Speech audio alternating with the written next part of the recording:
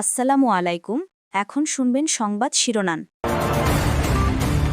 উৎসব মুখর পরিবেশে সবাইকে কেন্দ্রে গিয়ে ভোট দেওয়ার আহ্বান প্রধান উপদেষ্টার। ফলাফল যাই হোক মেনে নেয়ার আহ্বান। এককভাবে সরকার গঠনে আত্মবিশ্বাসী BNP chairman Tarique Rahman Deutsche ভেলেকে বললেন, জনগণ যাদের পছন্দ করবে কেউই তাদের আটকে রাখতে পারবে না। সরকার সুষ্ঠু নির্বাচন আয়োজনে ব্যর্থ হলে মাঠে নামবে জনগণ, হুঁশিয়ারি জামায়াত আমিরের। অনাকাঙ্ক্ষিত ঘটনা এড়াতে আইন শৃঙ্খলা বাহিনীকে নিরপেক্ষ থাকার আহ্বান। নেত্রকোনায় 4টি ভোট কেন্দ্র পোড়ানোর চেষ্টা দুর্বৃত্তদের। বগুড়ায় বিএনপি নেতার চোখ উপড়ে ফেলার অভিযোগ জামায়াতের বিরুদ্ধে। ভালো ভোট উপহারের প্রতিশ্রুতি আইজিপির। আসসালামু আলাইকুম। এতক্ষণ দেখছিলেন সংবাদ শিরোনাম, এখন দেখবেন বিস্তারিত। সবাইকে উৎসব মুখর পরিবেশে ভোট কেন্দ্রে গিয়ে ভোটাধিকার প্রয়োগের আহ্বান জানিয়েছেন প্রধান উপদেষ্টা ডক্টর মোহাম্মদ ইউনূস। জানান, সরকার অবাধ, সুষ্ঠু, নিরপেক্ষ ও শান্তিপূর্ণ নির্বাচন আয়োজনের সর্বোচ্চ প্রস্তুতি গ্রহণ করেছে।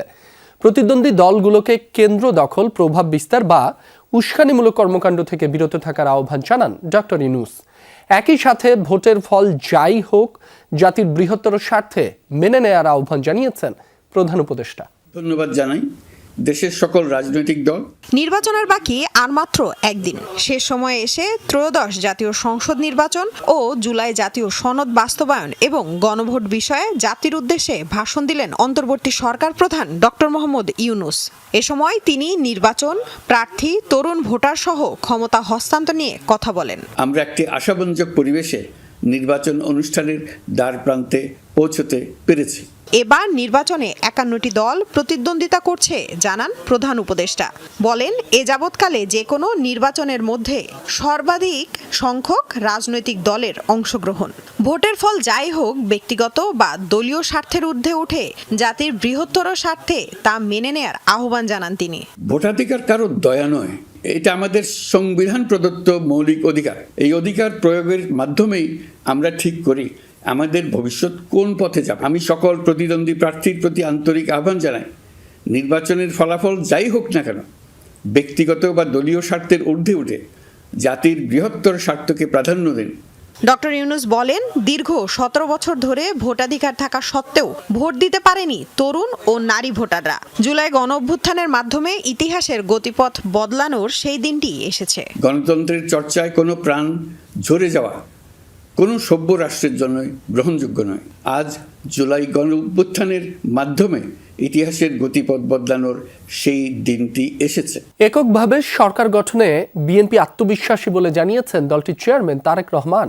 জার্মান গণমাধ্যম ডয়েচে ভেলেকে দেয়া এক সাক্ষাৎকারে এ কথা বলেন তিনি। তারেক রহমান বলেন, জনগণ যাদের পছন্দ করবে তাদেরকে কেউই আটকে রাখতে পারবে না।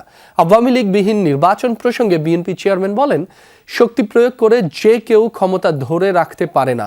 5 আগস্টই তার প্রমাণ। আমরা রাজনীতি করি মানুষের জন্য, মানুষের সমর্থন নিয়ে,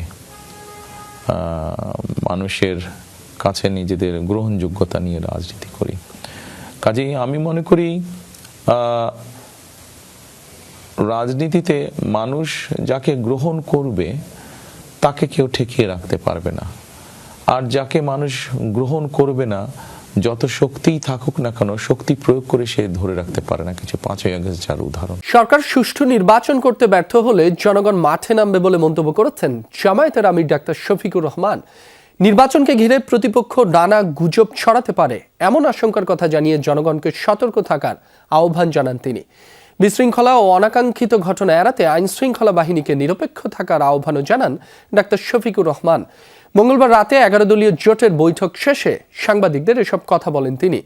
নির্বাচনের একদিন আগে সার্বিক পরিস্থিতি বিশ্লেষণ ও পরিকল্পনা ঠিক করতে বৈঠকে বসে জামায়াত নেতৃত্বাধীন 11 দলীয় নির্বাচনী ঐক্য।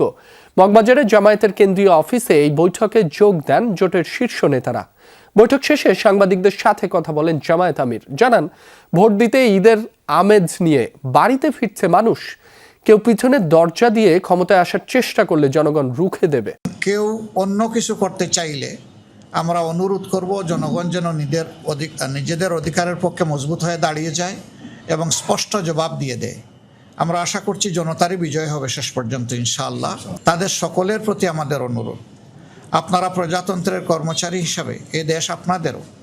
আপনারা ন্যায়নিষ্ঠভাবে, আপনারা নিরপেক্ষভাবে, সুষ্ঠুভাবে আপনাদের দায়িত্ব পালন করবেন। ত্রয়োদশ জাতীয় সংসদ জাতীয় নির্বাচন সামনে রেখে সারা দেশে নেওয়া হয়েছে ব্যাপক প্রস্তুতি। নির্বাচন সুষ্ঠু ও নির্বিঘ্ন করতে মাঠে প্রস্তুত আইন শৃঙ্খলা বাহিনী। শহরের গুরুত্বপূর্ণ সড়ক ও জনসমাগমপূর্ণ এলাকায় চলছে যৌথ বাহিনীর মহড়া। দেশের নির্বাচনের ইতিহাসে এর আগে এমন প্রস্তুতি নেওয়া হয়নি বলে জানিয়েছেন স্বরাষ্ট্র উপদেষ্টা। সুষ্ঠু ভোট গ্রহণের জন্য সার্বিকভাবেই প্রস্তুতি নিয়েছে নির্বাচন কমিশন, প্রস্তুতি নিয়েছে আইন শৃঙ্খলা বাহিনীও। এরই ধারাবাহিকতায় মাঠে নেমেছে বাহিনীর সদস্যরা। শুরু হয়েছে বিশেষ মহড়া, চলছে তল্লাশি। দিনের মধ্যভাগে সিলেটের মদন মোহন কলেজে ভোট কেন্দ্র পরিদর্শন করেছে আইন শৃঙ্খলা রক্ষাকারী বাহিনী। বিচ্ছিন্ন কিছু ঘটনা ছাড়া বড় ধরনের কোনো হুমকি বা ঝুঁকি নেই বলে জানিয়েছে র্যাব। বলে সংখ্যালঘু ও চা শ্রমিক অধ্যুষিত এলাকাগুলোতে ভোটারদের নিরাপত্তায় নজরদারি চালাচ্ছেন আইন শৃঙ্খলা বাহিনী। এখন পর্যন্ত ওরকম কোনো হুমকি, ভয়ভীতি প্রদর্শনের বিষয়টি এখন পর্যন্ত আমাদের চোখে পড়েনি এবং তারা এখন পর্যন্ত সার্বিক পরিস্থিতি বিবেচনায় তারা ভোট কেন্দ্রে আসার ব্যাপারে আশাবাদী। ফরিদপুর জেলা প্রশাসকের কার্যালয়ে মতবিনিময় সভায় অংশ নেন স্বরাষ্ট্র উপদেষ্টা জাহাঙ্গীর আলম।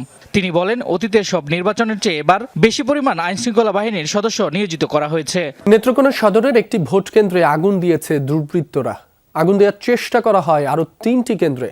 সোমবার রাত 1:30 নাগাদ কয়েকজন দুর্বৃত্ত পৌর শহরের পারলা সরকারি প্রাথমিক বিদ্যালয়ের একটি কক্ষে পেট্রোল ঢেলে আগুন ধরিয়ে দেয়।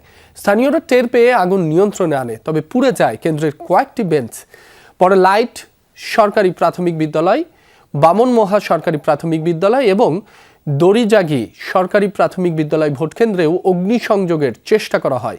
মঙ্গলবার সকালে কেন্দ্রগুলো পরিদর্শন করে পুলিশ সহ আইন শৃঙ্খলা বাহিনীর সদস্যরা সিসি ক্যামেরার ফুটেজ বিশ্লেষণ করে জড়িতদের আইনের আওতায় আনার চেষ্টা করছে পুলিশ।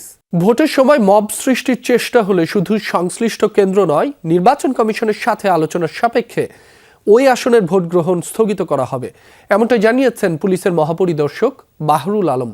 মঙ্গলবার সকালে আইন শৃঙ্খলা পরিস্থিতি নিয়ে হওয়া এক সংবাদ সম্মেলনে এ কথা বলেন তিনি। আইজিপি জানান, সকল প্রস্তুতি সম্পন্ন, কেউ নির্বাচন বাধাগ্রস্ত করতে পারবে না। বলেন, যে কোনো জরুরি পরিস্থিতি মোকাবেলায় স্ট্রাইকিং ফোর্স থাকবে।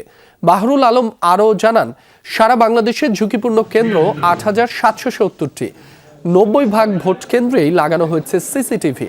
ঝুঁকিপূর্ণ কেন্দ্রগুলোই বডি ক্যামেরা ব্যবহৃত হবে। গেল ভোটে দায়িত্ব পালন করা পুলিশ সদস্যদের নির্বাচনী দায়িত্ব থেকে দূরে রাখা হয়েছে। আইজিপি বলেন, পুলিশ বর্তমানে নিরপেক্ষভাবে দায়িত্ব পালন করছে। সব মিলিয়ে ভালো নির্বাচন উপহার দেওয়ার প্রত্যাশা করেন পুলিশ মহাপরিদর্শক। কিন্তু এইবার not a single incident will happen. আমরা যেটা ইলেকশন কমিশন বলেছে, যদি করে আমি ভোট কেন্দ্র বন্ধ করে দেবো, একটা কেন্দ্র বন্ধের জন্য আসনই বন্ধ করে দেবো। মানে এইবার পারবে না। খালি দেখেন, ইলেকশনকে ডিসরাপ্ট করার মতো কোনো শক্তি নাই। কোথাও একটা ক্রাইম হতে পারে, একটা ডাকাতি হয়ে যেতে পারে, একটা খুন হয়ে যেতে পারে, কিন্তু ইলেকশন ডিসরাপ্ট করতে পারবে না। এটা 3000ই হোক আর 6000ই হোক।